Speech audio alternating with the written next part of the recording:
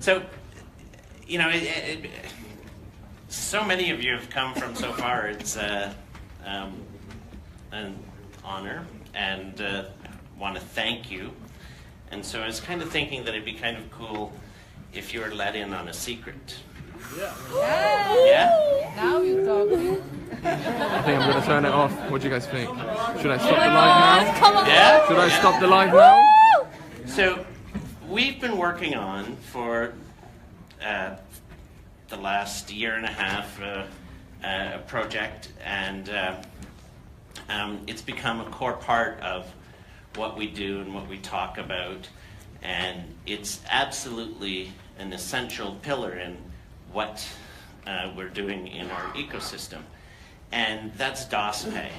And Daspay we've kept very confidential, very closed, not open to talk about some of the details behind it, because it is such an important part of what we're doing.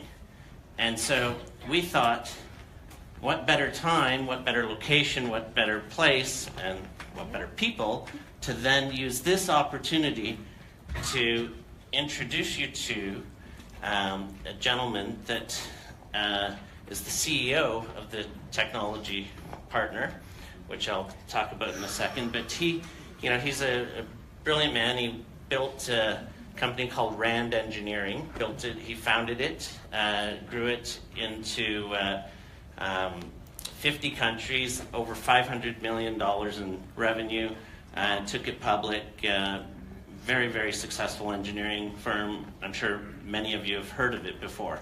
After he sold out of that, he went on to start a company called CARTA Worldwide. CARTA Worldwide is undoubtedly the leading mobile payments technology company globally. And we've been very lucky, very fortunate, and have a great working relationship with them. So we thought that it would be cool to have Brian Semkiw come and speak. So he hopped on a plane late last night and sat on the tarmac for a few hours. And so he just arrived about 2 hours ago. And so I'd like to call Brian Semkiw up on stage, the CEO of CARTA Worldwide. Wow.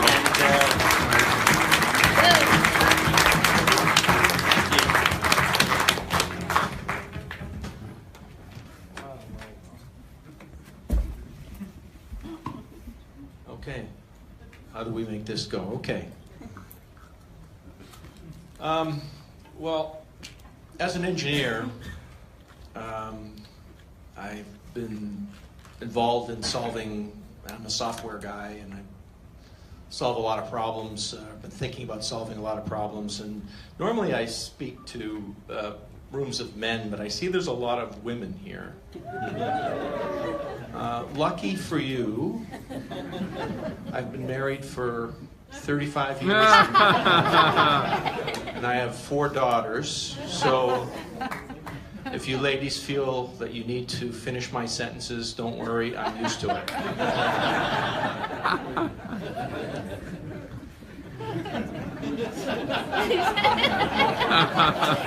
Clever man. There's lots of changes going on in banking. And the reason I founded CARTA was in 2007, I believed that banking was going to change dramatically. That the kinds of companies that were going to come into the world would, whether they were money transfer companies or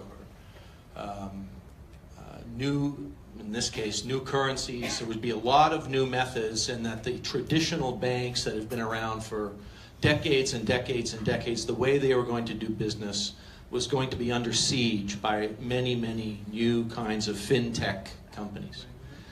And the other thing that was going to change was payments, the way people purchase things. I believed that those things were going to change, and I believed that over time you would see lots of new entrants into the market, and that people would largely use this mobile phone as their primary method of conducting commerce. Those are the two theses behind which we founded our business. And what we are is a processor of transactions.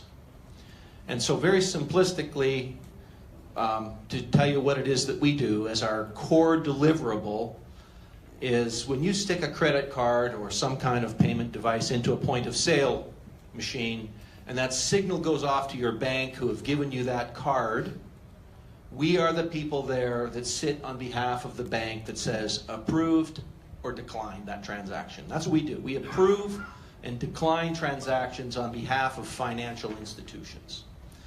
So no one really knows us. We sit underneath all of this. We're plumbers. We're electronic plumbers, and not very sexy, but it's very important stuff.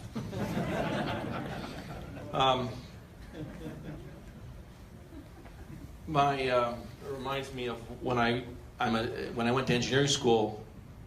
My civil engineering professor said to me, and we were learning how to design sewer systems. He said, "Look, it may be shit to you, but it's bread and butter to me." So.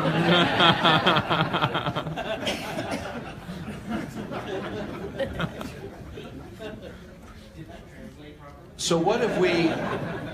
So when we built this infrastructure that could do all of these fancy things, because the processors in the world that are running the world were written 40 years ago, 50 years ago in languages like COBOL that no one even teaches anymore, and there are no more COBOL programmers, and they can't do modern things. And that's really the reason that we built our company and who we are. And so our first project was with MasterCard and Visa, and that led to a project where the result of that was Apple Pay was developed. So I know you all know what Apple Pay is, and we are intimately involved in the creation of solving a problem of how to get mobile phones to communicate with point-of-sale devices. And one of the projects we worked on resulted in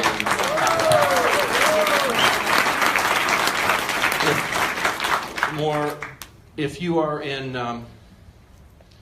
any Spanish people here? No Spaniards?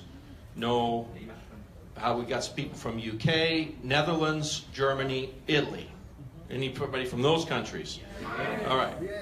In those countries, there's a small telco there called Vodafone, who are bringing out a product called the Vodafone Wallet. And so if you went and got that product, you could load in a number of different credit cards, a number of things. We built that product for Vodafone. So we are the underlying technology of us. They hear Apple Pay, they hear Vodafone. Knows us. So Vodafone that's our brand. There's another little company that we've recently been working with to allow them to gain access to the world's point-of-sale devices. Maybe you've heard of it. It's called PayPal. And most recently, when you think about trust, can you imagine? 5 years ago, would you get into a car, go to the airport with somebody you didn't know, and give them $50? Probably wouldn't. So there's this new little company that's come onto the market called Uber, which you now trust the idea of getting into a car, giving somebody you don't know some money because they've built a system of trust. And we have that's been our most recent project. And now our sixth biggest project that's coming along is we're going to solve.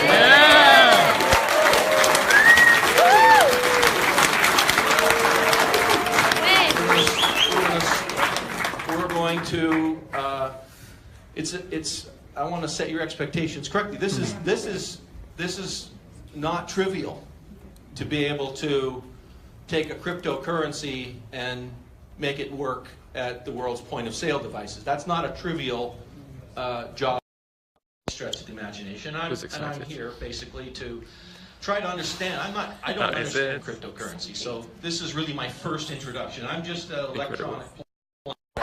And so I'm here to learn that and to complete our agreement with Dascoin and to get involved in what looks to me as a very exciting project. And the goal of that is to allow you to spend your cryptocurrency anywhere you want in the world.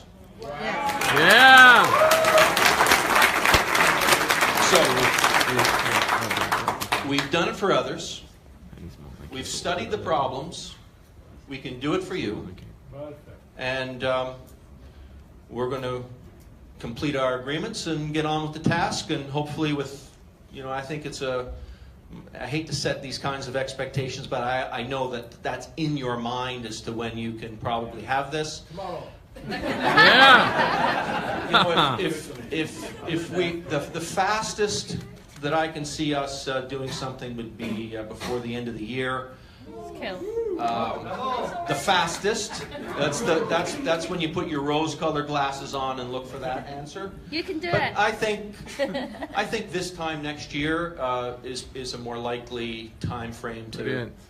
Because it's we've already had these compliance and regulations, and it's really tough. The anti-money laundering laws and terrorism and all those things come into play here, and so it's the technology actually isn't the hard part. That's the easy part.